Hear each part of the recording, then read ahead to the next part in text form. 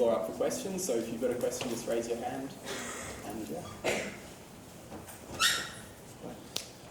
And I'd just like to thank you both for all your words. Very intelligent, obviously, very incredibly eloquent. I'd like to thank you both, and I'd also like to particularly thank Julian because he actually came and spoke at my school in 2011, and it changed the way that I view this subject. So he's very generous with his time, and it's a very good thing.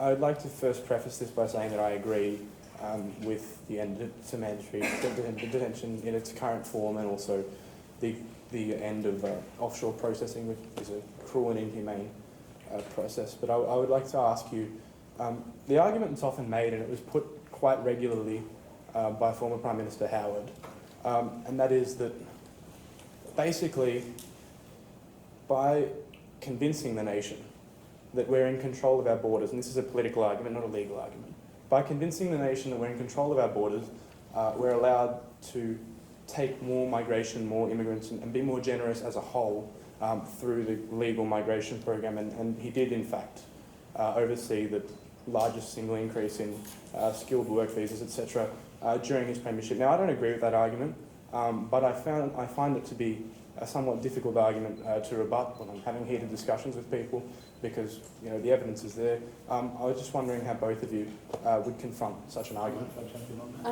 Okay. It's all, again, about weasel words.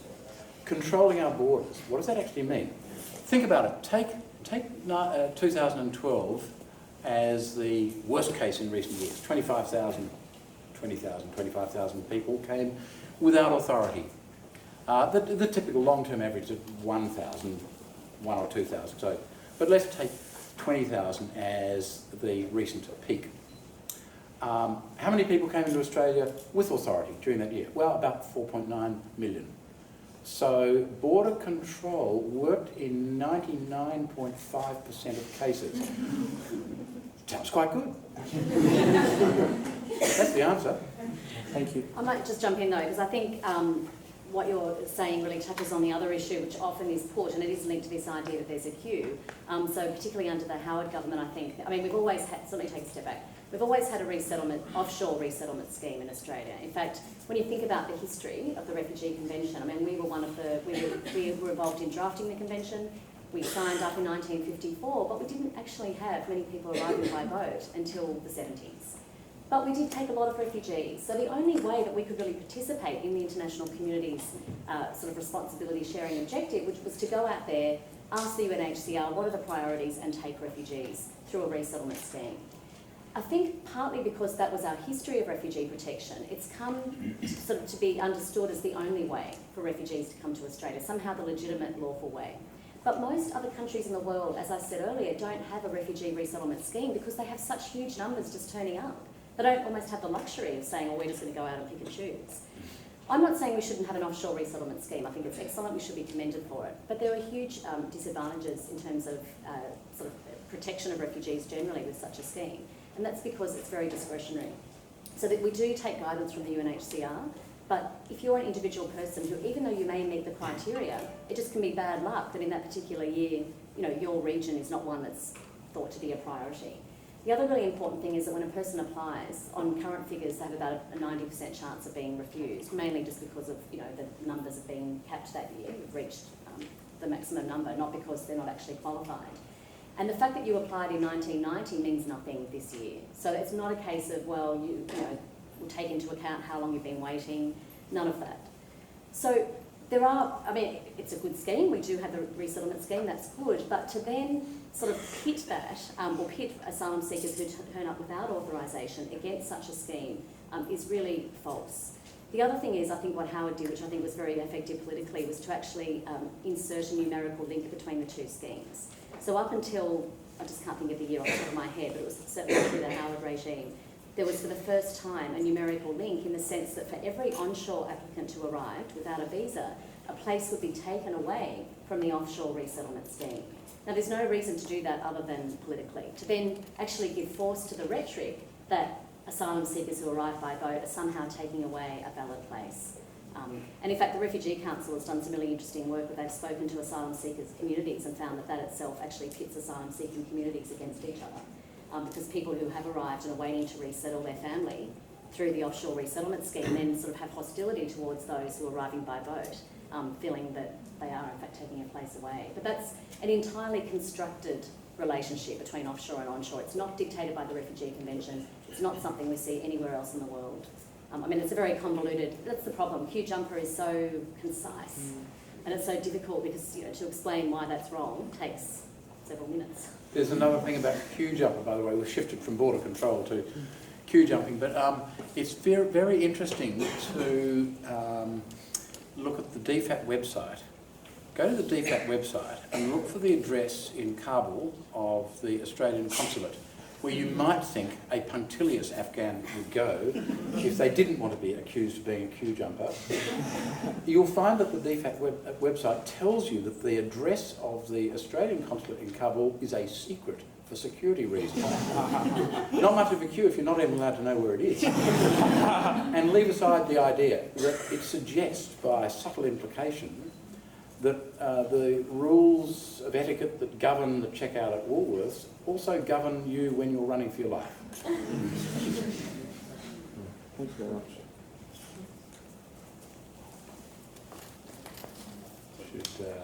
I think you're next. I was just going to ask, I know it's none of your areas of expertise, but given the common use of terms like huge jumper and boat people, and obviously the politicisation of the issue, what would you think, given the rate of the Australian population who do seem to think of asylum seekers as demonised and inappropriate, what would you say in terms of public, I guess, perception? What would be the best way to change it? I wish we had some sort of... I've been trying for 13 years, it hasn't worked yet. I mean, I think your point about speaking in schools, I mean, I have children, I've decided that that's the, that's the only guidance to educate. Oh, you guys are the next generation. But, I do think, in fact, have you watched during the last election campaign, what was it called, Bruin Nation or Bruin Transfer, or whatever? And they did some ads about asylum seekers. And at the time I thought, that would be fantastic if we could invest the money and actually, run an ad campaign, because I do think that people are willing to listen. And in fact, we were just talking before about occasionally when each of us does sort of events like this or speaks in the media, occasionally we're heartened by a response that's what I would call a middle ground response. I mean, often if I write an opinion piece or do something like that, I will get extreme responses, but occasionally you do hear from more of a middle ground, people who actually say, look, I didn't really know that, thank you, I've learned something, and that always gives me hope, because I feel that if we did have a party or an individual who was willing to take leadership and explain some of the really basic facts about this area and sort of say to people, this is the right thing to do and so we're going to do it, and refuse to buy into the whole political debate, then we could take people with us.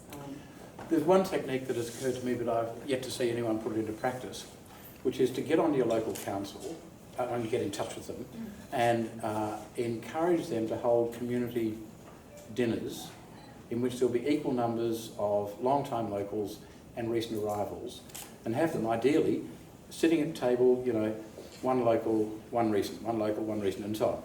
And very simple meal. It's very, very hard to see a person as just an amorphous, threatening mass when you've shared a meal with them. And at the risk of being too obsessive about language, the word companion comes from the Latin meaning breaking bread with someone. Yeah, I think it was your turn. Hi, I'm Lachlan. I'm from the Campus Refugee Rights Club at Melbourne Uni, so I guess I'm coming from a bit of an activist perspective. And I guess I just wanted to touch on the issue of, I think the task for us as students is in how we can change the policies really about, by the way, I should say this is more a comment than a question, but happy to hear your opinion on what I say.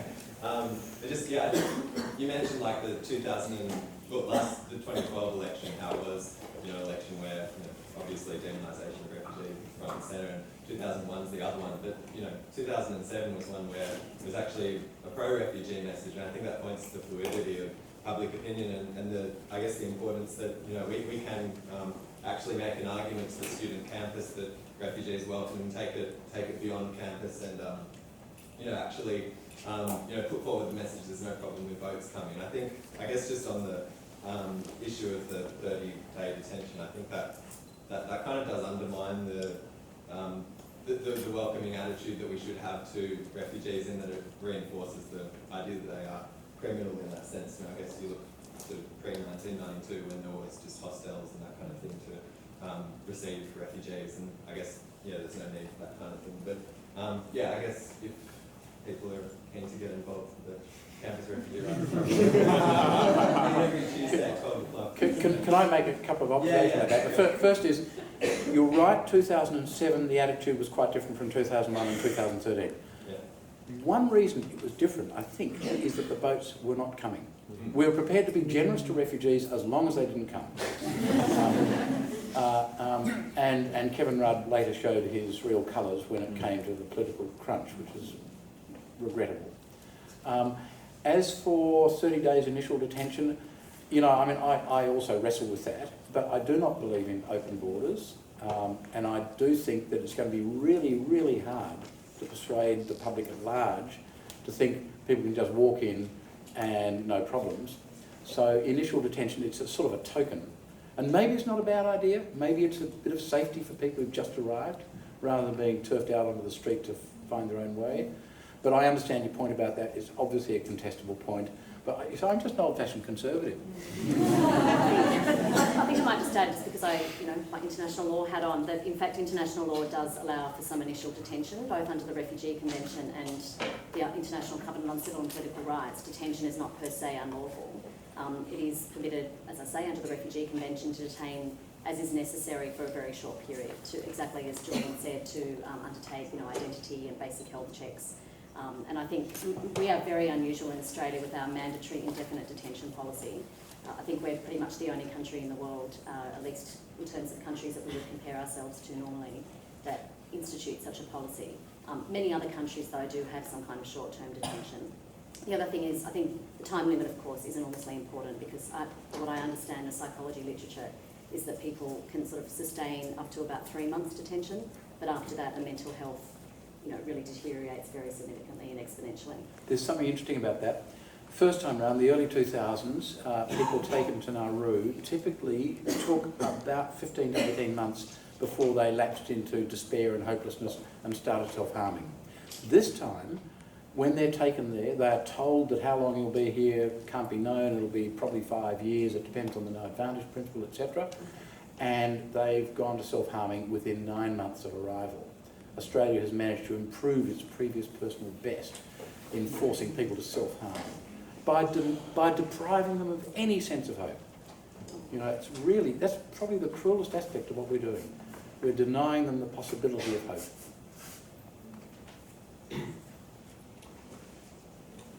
Given that a parliamentary majority right now is commanded by rapidly xenophobic parties, what do you think of the long-term utility of High Court and judicial challenges to the legality and aspects of this detention regime, given that with that sort of majority, the government and the opposition can simply remove those laws that became inconvenient to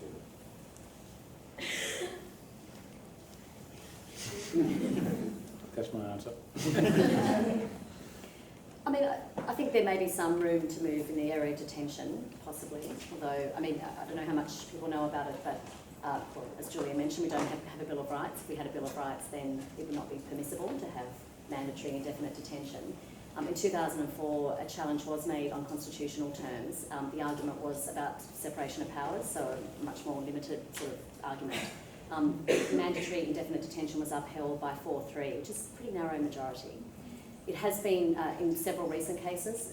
If you want to overturn a previous decision, you have to seek leave to reopen that previous decision, sort of a technicality. There's been 2 cases in the last year, or last maybe 2 or 3 years, where leave has been sought. In each case, the court has managed to decide the case without having to go back and revisit these issues. So you may remember there was the case about the ASIO group last year. Was it last year or 2012? And essentially a sort of a regulation was found to be invalid. So, it was sort of a minor technicality, which still had actually didn't really have a good outcome because they're still in detention. Yeah. But I guess what I'm saying is the court has been able to avoid the constitutional issue in the last 2 cases where it's been raised. It's possible, particularly given some of the dissenting comments by particularly Gummo, who's now no longer on the court. But, it is possible, I suppose, that a differently constituted court may at some time in the future decide that our policy of mandatory indefinite detention is unconstitutional. So it's not a futile exercise. But the point is, for those non-lawyers, if it's a constitutional provision, then the Parliament, no matter what majority it has, can't get around that. But of course, if we're just relying on statutes, which we were in the Malaysian case, then of course the Parliament can overturn that.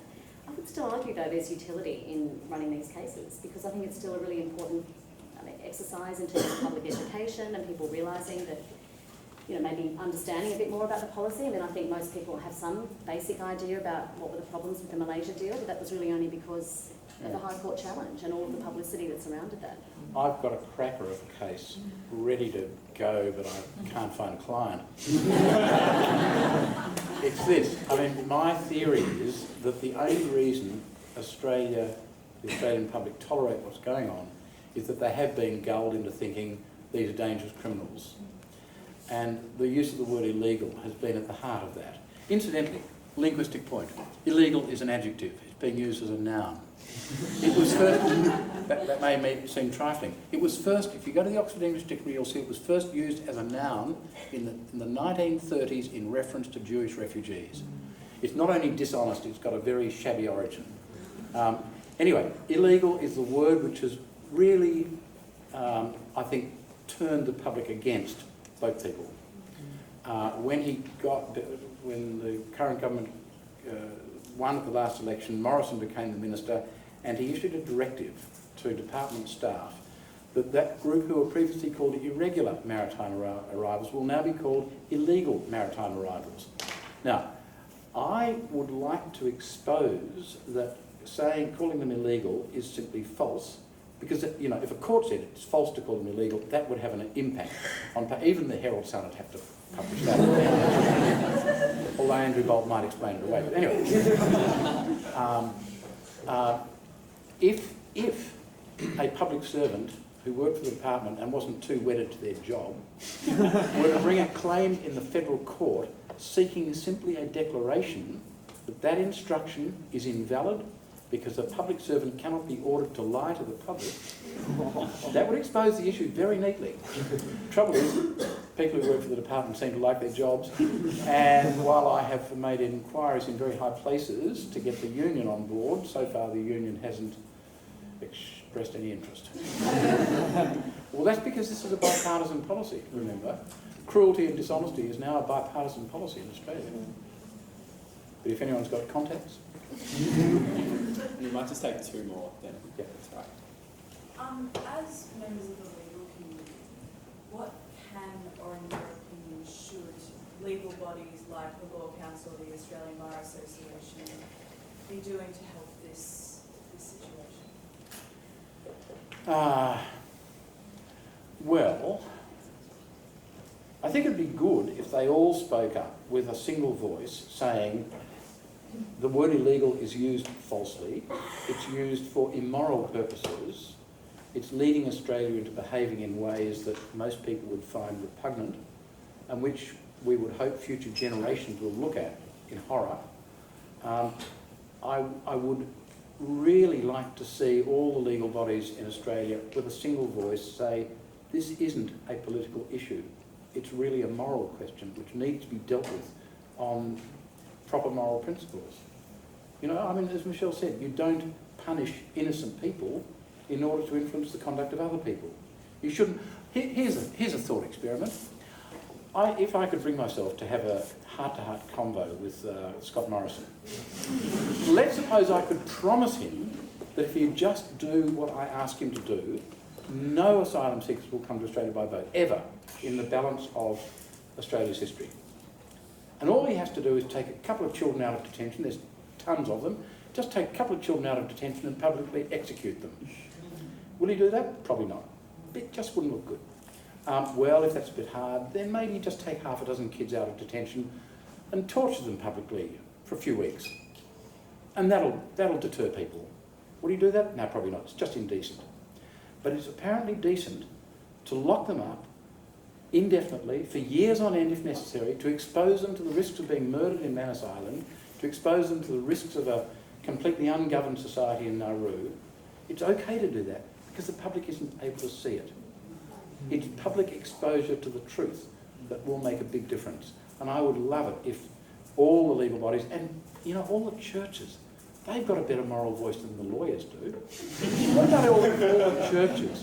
If all the churches simultaneously said from the pulpit, every church across the land on the same Sunday, they all denounced what is going on and denounced both parties for going along with it, that'd make a big difference. For lawyers, we're useless. Sorry. I've got nothing to add. There's one patient question at the back. Actually, you had your hand up before too. Which one's jumping the queue?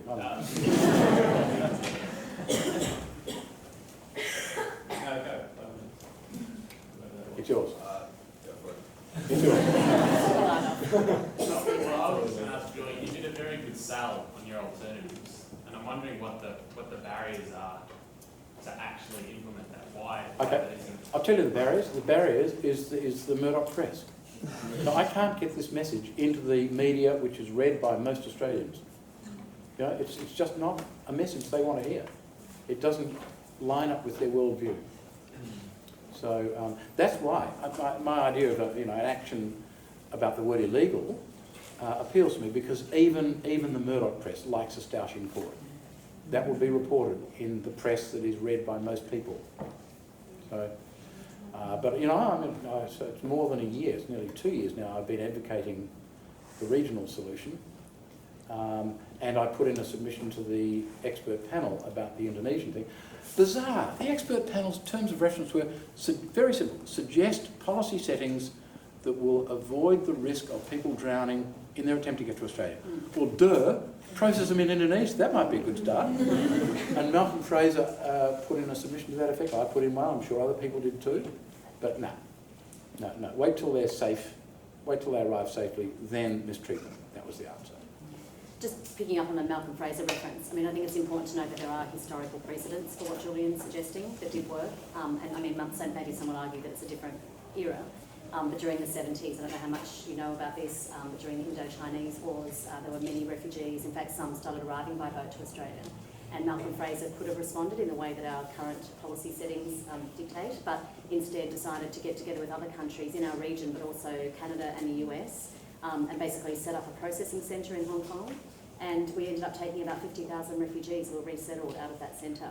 Now, obviously, that was, I suppose, responding to a particular historical moment, and what Julian is suggesting would really be a longer-term strategy. But I mean, you know, there isn't a reason to think that it wouldn't work. Where people are processed doesn't matter.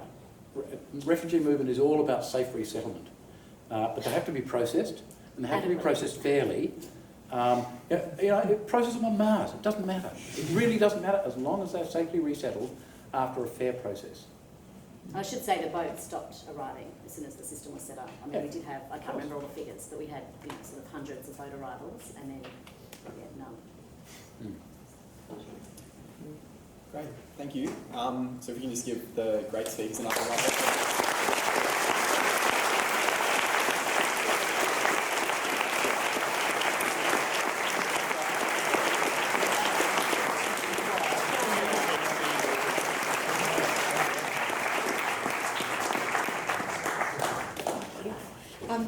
Hi guys, sorry, just to take about 30 seconds of your time. Melbourne Uni Greens have got another event that they're hosting soon. It's on Tuesday after the weekend, and it's going to be a film screening of Mary Mix Muhammad, which is a movie about asylum seekers in Australia and community reactions. There'll be a Q&A by Pamela Kerr of the ASRC and a refugee who's been resettled here, well not resettled I should say, he's here now, and his name's Ali Reza Adibnia. There'll be a bunch of refugee organisations afterwards there which you can possibly engage with, and if you feel inspired to get involved, you can have that conversation with them on Tuesday. So I'll have these brochures at the door. Thank you very much for the lovely evening, and thanks for giving me the opportunity.